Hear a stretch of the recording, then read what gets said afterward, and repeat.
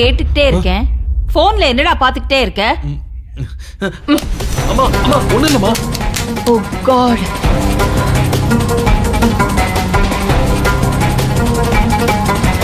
அக்கா போன் உடைஞ்சிருச்சு. ஐயோ அர்ஜுன், சாரிப்பா. பரவாயில்லம்மா. தெரியாம கைப்பட்டு கீழே விழுந்துருச்சுப்பா. இட்ஸ் ஓகேமா, நோ ப்ராப்ளம். புது போன் வாங்கிக்கிறியா? பரவாயில்லம்மா, இதே நான் சரி பண்ணிக்கிறேன். ச்சே, அநியாயமா என் புள்ள செல்போனை உடைச்சிட்டேனே. சாரி. சரி சரி, நீ போ. சரிம்மா. அக்கா, நேத்து ராத்திரி அர்ஜுன் எங்க போனான்னு கேட்டுக்கிட்டு இருந்தியே, மறந்துட்டியா? ஓ, அட மாமா எப்படி கோத்து விடுறாரு.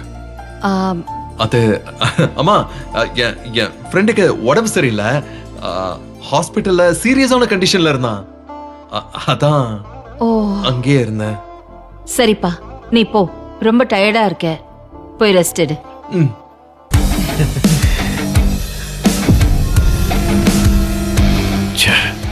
வசமா மாட்டிருப்பான். இந்த செல்போன் உடைஞ்சு காரியத்தை கெடுத்துருச்சு. நல்ல வேலை, வசமா மாட்டி இருப்பேன். ஆனா இப்படி செல்போன் உடைஞ்சு என்னை காப்பாத்திருச்சு. அக்கா, அர்ஜுன் விஷயத்துல ஜோசியர் சொன்னதா மறந்துடாதக்கா.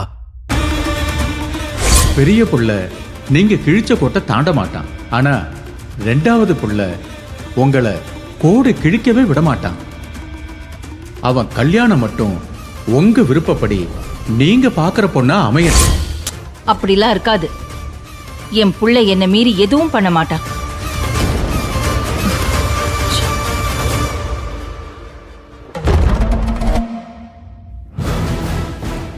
அம்மாவுக்கும் பிள்ளைக்கும் நடுவுல பிரச்சனையை ஏற்படுத்தலான்னு பார்த்தா பாண்டிங் ரொம்ப ஸ்ட்ராங்கா இருக்கே.